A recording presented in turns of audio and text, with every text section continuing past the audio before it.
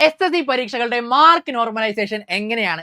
അപ്പൊ നമ്മുടെ MTS പരീക്ഷ ഇപ്പോൾ അങ്ങ് കഴിഞ്ഞതേ ഉള്ളൂ. അപ്പൊ നമ്മുടെ കമന്റ് ബോക്സിലൊക്കെ വന്ന് ചോദിക്കുന്നുണ്ട് ഒരുപാട് പേര്, എങ്ങനെയാണ് ഈ മാർക്ക് നോർമലൈസേഷൻ സംഭവിക്കുന്നത്? ഒരു നോർമലൈസേഷന് ശേഷം നമ്മുടെ മാർക്ക് കൂടുകയാണോ കുറയുകയാണോ ചെയ്യാനായിട്ട് പോകുന്നത്? അല്ലെങ്കിൽ ഏത് രീതിയിലാണ്, അല്ലെങ്കിൽ എന്തിന്റെ അടിസ്ഥാനത്തിലാണ് നമ്മുടെ ഈ ഒരു മാർക്കുകൾ നോർമലൈസ് ചെയ്ത് കാൽക്കുലേറ്റ് ചെയ്യുന്നത്? അപ്പൊ ഈ സംശയങ്ങൾക്കെല്ലാം ഉത്തരം വളരെ കുറച്ച് സമയം കൊണ്ട് ഞാൻ സിമ്പിൾ ആയിട്ട് പറഞ്ഞ് മനസ്സിലാക്കി തരാം. അപ്പൊ വീഡിയോ മുഴുവനായിട്ടും കണ്ട് മനസ്സിലാക്കുക എന്താണ് ഈ മാർക്ക് നോർമലൈസേഷൻ കൊണ്ട് സംഭവിക്കുന്നത് എന്നുള്ളത്. അപ്പൊ ആദ്യമേ നമ്മൾ മനസ്സിലാക്കിയിരിക്കേണ്ട ഒരു കാര്യം, ഒരു നോർമലൈസേഷൻ എന്ന് പറഞ്ഞാൽ എന്താണ് എന്നുള്ളതാണ്. നോർമലൈസേഷൻ കൊണ്ട് ഉദ്ദേശിക്കുന്നത് എന്താ? സിമ്പിളി ഇത്രയേ ഉള്ളൂ. ഇപ്പൊ നിങ്ങൾ എഴുതിയിരിക്കുന്ന ഷിഫ്റ്റ് വളരെ ടഫ് ആയിട്ടുള്ള ഷിഫ്റ്റ് ആണെന്ന് വിചാരിക്കുക. അപ്പൊ 100 മാർക്കിന്റെ ഒരു പരീക്ഷയുടെ ഷിഫ്റ്റ് ആണ് നിങ്ങൾ എഴുതിയത്. ഒരു 100 മാർക്കിന്റെ പരീക്ഷയുടെ ഒരു ഷിഫ്റ്റ് നിങ്ങൾ എഴുതി. അത് വളരെ ടഫ് ആയിട്ടുള്ള ഷിഫ്റ്റ് ആയിരുന്നു. നിങ്ങൾക്ക് എന്ത് കിട്ടും? സ്കോർ ചെയ്യാൻ പറ്റുള്ളൂ 70 മാർക്കേ സ്കോർ ചെയ്യാൻ പറ്റുള്ളൂ. നേരെ തിരിച്ച് നിങ്ങളുടെ അടുത്ത ഷിഫ്റ്റിൽ, അതായത് രണ്ടാമത്തെ ഷിഫ്റ്റിലേക്ക് നിങ്ങളുടെ ഒരു ഫ്രണ്ട് ഉണ്ടെന്ന് വിചാരിക്കുക. അഗെയിൻ 100 മാർക്കിന്റെ ഒരു പരീക്ഷ തന്നെ പുള്ളിക്കാരനും അറ്റൻഡ് ചെയ്യുന്നു. പക്ഷെ പുള്ളിക്കാരന് ഈസി ഷിഫ്റ്റ് ആയതുകൊണ്ട് തന്നെ ഒരു 90 മാർക്ക് സ്കോർ ചെയ്യാൻ സാധിക്കുന്നു.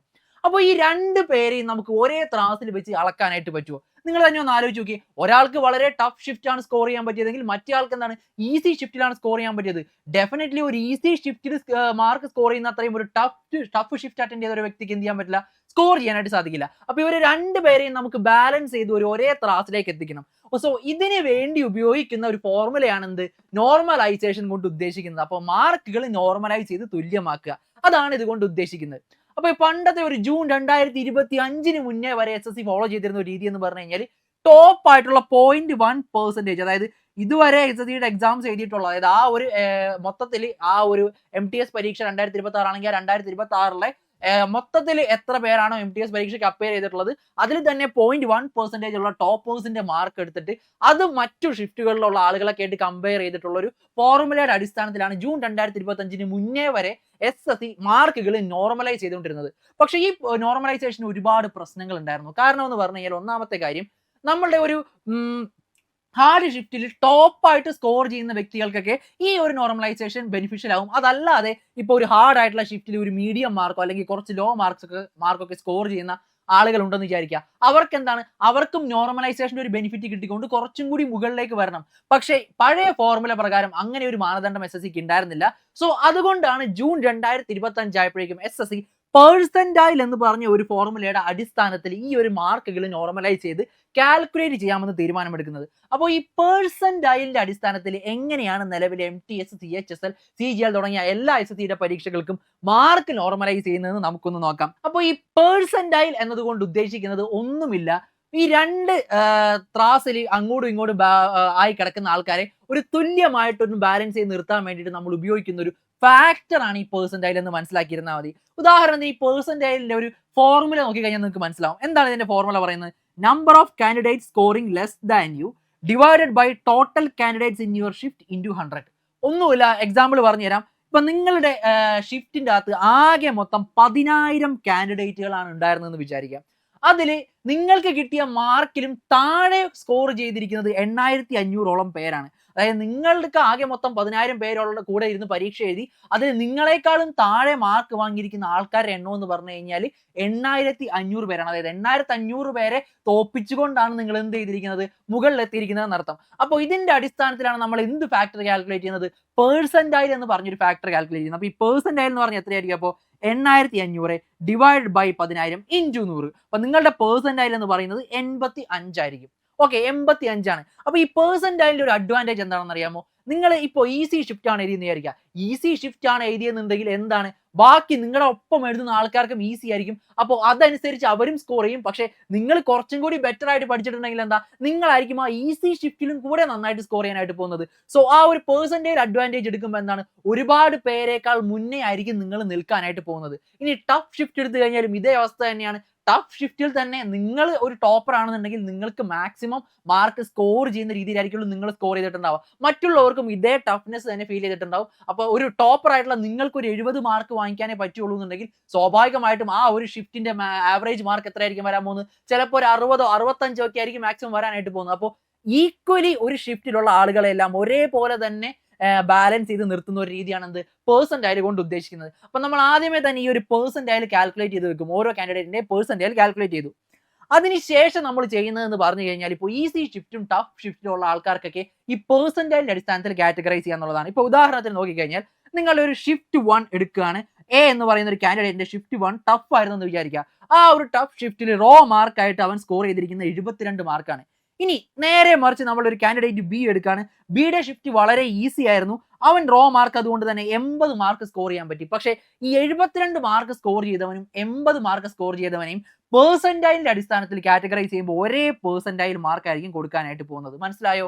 ഇങ്ങനെയാണ് ഈ ഒരു പെർസെന്റൈൽ വർക്ക് ആവുന്നത്. അതായത് 72 മാർക്ക് ഈ ടഫ് ഷിഫ്റ്റിൽ സ്കോർ ചെയ്ത ഒരുത്തനും 80 മാർക്ക് ഈസി ഷിഫ്റ്റിൽ സ്കോർ ചെയ്ത ഒരുത്തനെയും ഈക്വലി നമ്മൾ പരിഗണിക്കുന്നു. അപ്പോൾ ടഫ് ഷിഫ്റ്റ് അറ്റൻഡ് ചെയ്തവനും എന്താണ് അതേ തുല്യമായിട്ടുള്ള പരിഗണന തന്നെ കിട്ടുന്നു. അപ്പോൾ പെർസെന്റൈലിന്റെ അടിസ്ഥാനത്തിൽ ഇവർ രണ്ടുപേരും എന്തായി ഏകദേശം ഈക്വൽ ആയിട്ട് തന്നെ പരിഗണിക്കപ്പെട്ടു.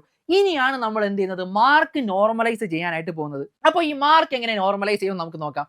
ഓരോ പെർസെന്റൈലിനും അതത് നോർമലൈസ്ഡ് മാർക്കുകളാണ് അസൈൻ ചെയ്ത് കൊടുക്കുന്നത്. ഇത് ആക്ച്വലി കാൽക്കുലേറ്റ് ചെയ്യുന്നതെന്ന് പറഞ്ഞാൽ സി വാല്യൂ അതുപോലെ തന്നെ നമ്മുടെ സ്റ്റാൻഡേർഡ് ഡീവിയേഷൻ മീൻ ഇതൊക്കെ അടിസ്ഥാനപ്പെടുത്തിക്കൊണ്ട് SSC തന്നെ ഒരു ഫോർമുല ഡിസൈൻ ചെയ്തിട്ടുണ്ട്. ആ ഒരു ഫോർമുല ബേസ് ചെയ്തിട്ടായിരിക്കുള്ളൂ നമുക്ക് ഓരോ എക്സാമിനേഷനും ഇത്ര പെർസെന്റൈലിലുള്ളവർക്ക് ഇത്ര നോർമലൈസ്ഡ് മാർക്ക് എന്നൊരു സ്കെയിൽ ഫിക്സ് ചെയ്യുന്നത്. അപ്പോൾ ഈ ഒരു സ്കെയിലിന്റെ അടിസ്ഥാനത്തിലാണ് ഇത്ര പെർസെന്റൈൽ കിട്ടിയവർക്ക് ഇത്ര നോർമലൈസ്ഡ് മാർക്ക് അങ്ങനെ കാൽക്കുലേറ്റ് ചെയ്യപ്പെടുന്നത്. അപ്പോൾ ഇപ്പോൾ നമുക്ക് കിട്ടിയിരിക്കുന്ന പെർസെന്റൈൽ 99 ആണെന്ന് വിചാരിക്കുക. അത് ഈസി ഷിഫ്റ്റിലുള്ളവനായിക്കോട്ടെ ടഫ് ഷിഫ്റ്റിലുള്ളവനായിക്കോട്ടെ ഏതൊരുത്തനാണെങ്കിലും പെർസെന്റൈലിൽ 99 കിട്ടിയേക്കുന്നതെങ്കിൽ അവന്റെ നോർമലൈസ്ഡ് മാർക്ക് എത്രയാണ് തീരുമാനിച്ചിട്ടുണ്ട്? 90 മാർക്കാണ് തീരുമാനിച്ചിട്ടുണ്ട്. സ്വാഭാവികമായിട്ടും എന്താ അഡ്വാൻറ്റേജ് അല്ല, ഈസി ആയിട്ടുള്ളവനും ശരി ടഫ് ആയിട്ടുള്ളവനും ശരി രണ്ടുപേർക്കും ഈക്വൽ മാർക്കിലേക്ക് എത്തി. ഇനി 95 പെർസെന്റൈൽ കിട്ടിയെന്ന് വിചാരിക്കുക. 95 പെർസെന്റൈൽ കിട്ടിയവനും എന്തായിരിക്കും ഈസി ആണെങ്കിലും ശരി ടഫ് ഷിഫ്റ്റ് ആണെങ്കിലും ശരി അവന്റെ നോർമലൈസ്ഡ് മാർക്ക് എത്രയാണ്?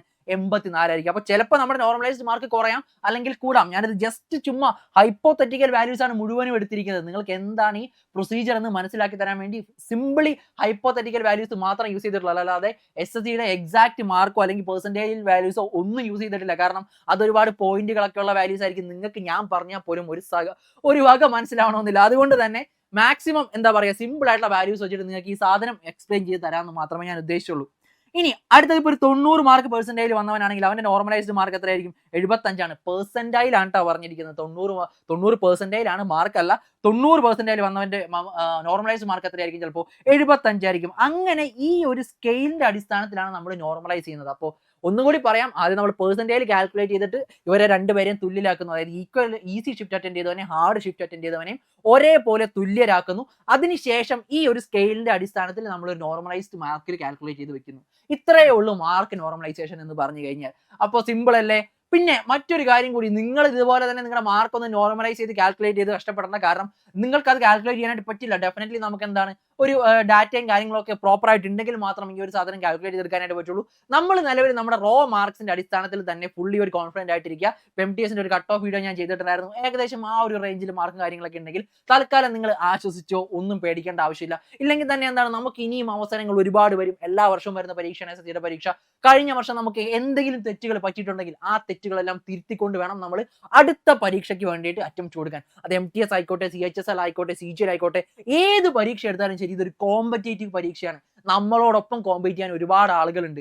അപ്പോൾ അവരെയൊക്കെ മുന്നിലാക്കി നമുക്ക് മുന്നോട്ട് എത്തണമെന്നുണ്ടെങ്കിൽ നമുക്ക് നമ്മുടെ തെറ്റുകൾ റെക്ടിഫൈ ചെയ്യണം. അതുപോലെ തന്നെ അവരെന്തൊക്കെ തെറ്റുകൾ വരുത്തുന്നുണ്ടോ അത് നമ്മൾ വരുത്താതെ നോക്കുകയും വേണം. ഈ രണ്ട് കാര്യങ്ങളും ഒരേപോലെ ചെയ്തെങ്കിൽ മാത്രമേ നമുക്ക് വിജയിക്കാനായിട്ട് പറ്റുള്ളൂ. അതൊരിക്കലും ചിലപ്പോൾ ആദ്യത്തെ അറ്റംപ്റ്റിൽ പറ്റണമെന്നില്ല, രണ്ടാമത്തെ അറ്റംപ്റ്റിൽ പറ്റണമെന്നില്ല. പക്ഷെ നമ്മൾ ആ ഒരു പാഷൻ വിടരുത്. നമ്മളിത് ജയിക്കണമെന്ന് തീരുമാനിച്ചിട്ടുണ്ടെങ്കിൽ ജയിക്കുക തന്നെ വേണം.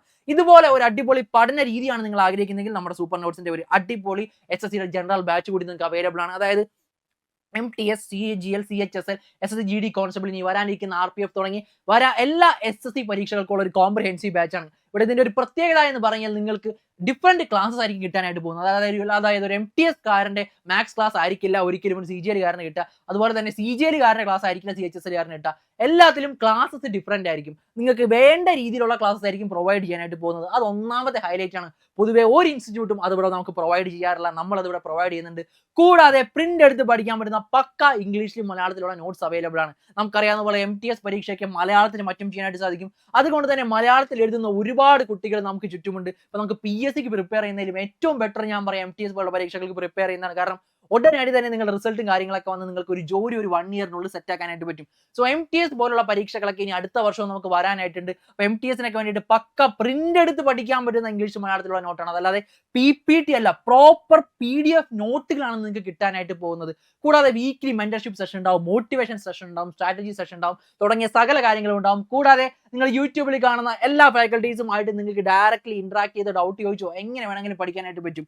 ആ ഒരു രീതിയിലുള്ള ഒരു ബാച്ചാണ് ഞങ്ങൾ പ്ലാൻ ചെയ്തേക്കുന്നത്. കൂടാതെ കൃത്യമായിട്ടുള്ള സ്റ്റഡി പ്ലാനുകൾ നിങ്ങൾക്ക് ഉണ്ടാവും. അതല്ലാതെ കുറെ റെക്കോർഡഡ് ക്ലാസ് നിങ്ങളുടെ ഇഷ്ടത്തിന് കാണാനെന്ന് വിചാരിച്ചാൽ അത് നടക്കില്ല.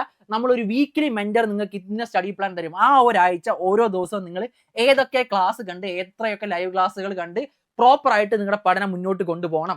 ഈ ഒരു രീതിയിലുള്ള ഒരു സ്റ്റഡി പ്ലാൻ നിങ്ങൾക്ക് തയ്യാറാക്കി തരും. അതനുസരിച്ച് നിങ്ങൾ ആ ക്ലാസ്സുകളൊക്കെ ഇരുന്ന് കാണുക, നിങ്ങൾ കൃത്യമായിട്ട് പഠിക്കുക. അങ്ങനെ പഠിക്കുകയാണെന്നുണ്ടെങ്കിൽ എക്സാമിന് ഒരു 2 മാസം മുന്നേ നമ്മുടെ സിലബസ് കവർ ചെയ്ത് തീർക്കും. എന്നിട്ടായിരിക്കും നിങ്ങൾക്ക് മോക്ക് ടെസ്റ്റുകളും റിവിഷൻ ക്ലാസ്സുകളും ലൈവ് PYQ സെഷനൊക്കെ ഉണ്ടായിരിക്കുക. അപ്പോൾ ഈ ഒരു രീതിക്കാണ് നമ്മൾ സൂപ്പർ നോട്ട്സിൽ നമ്മുടെ SSCയുടെ ബാച്ച് മുന്നോട്ട് കൊണ്ടുപോകാനായിട്ട് പോകുന്നത്. നിങ്ങൾക്ക് SSC പരീക്ഷകളുമായിട്ട് ബന്ധപ്പെട്ട് എന്ത് ഡൗട്ടും കാര്യങ്ങളും ഉണ്ടെങ്കിലും ശരി, നേരെ താഴെ കാണുന്ന ഒരു ഗൂഗിൾ ഫോം പിൻ ചെയ്തിട്ടുണ്ട്, അതൊന്ന് ഫില്ല് ചെയ്താൽ മതി. അതല്ലെങ്കിൽ ഈ ഒരു നമ്പറിൽ കോൺടാക്ട് ചെയ്തിട്ട് നമ്മൾ ഫാക്കൽറ്റീസിന്റെ ആരെ വേണമെങ്കിലും വേണമെന്ന് ചോദിച്ചു കഴിഞ്ഞാൽ അവർ ഡയറക്റ്റ്ലി കണക്ട് ചെയ്ത് തരുന്നതാണ്. കൂടാതെ നമ്മുടെ ആപ്പിന്റെ ലിങ്ക് കൂടി നമ്മുടെ ഡിസ്ക്രിപ്ഷനിൽ ഇട്ടിട്ടുണ്ട്. ആപ്പ് ഒന്ന് ഡൗൺലോഡ് ചെയ്ത് നോക്കുക. ഞാൻ ഈ പറഞ്ഞതുപോലെ നമ്മുടെ ഫ്രീ ക്ലാസ്സും മെറ്റീരിയൽസ് ഒക്കെ ഒന്ന് കണ്ടു നോക്കുക, എന്നിട്ട് സ്വയം ഒന്ന് മനസ്സിലാക്കുക എന്താണ് നമ്മുടെ ക്ലാസിന്റെ ക്വാളിറ്റി എന്നുള്ളത്. കൂടാതെ നമ്മുടെ സോഷ്യൽ മീഡിയ പ്ലാറ്റ്ഫോംസും ചാനൽസും ഒക്കെ ഒന്ന് സബ്സ്ക്രൈബ് ചെയ്തിട്ടോ. നമ്മുടെ യൂട്യൂബ് ആയിക്കോട്ടെ, ടെലിഗ്രാം ആയിക്കോട്ടെ, ഇൻസ്റ്റാഗ്രാം ആയിക്കോട്ടെ, നിങ്ങൾക്ക് യൂസ്ഫുൾ ആയിട്ടുള്ള ഒരുപാട് കാര്യങ്ങൾ അവിടെ അവൈലബിൾ ആണ്. ഉദാഹരണത്തിന് SSCയുടെ ഫ്രീ മെറ്റീരിയൽസ് നമ്മൾ പ്ലാൻ ചെയ്യുന്നുണ്ട്.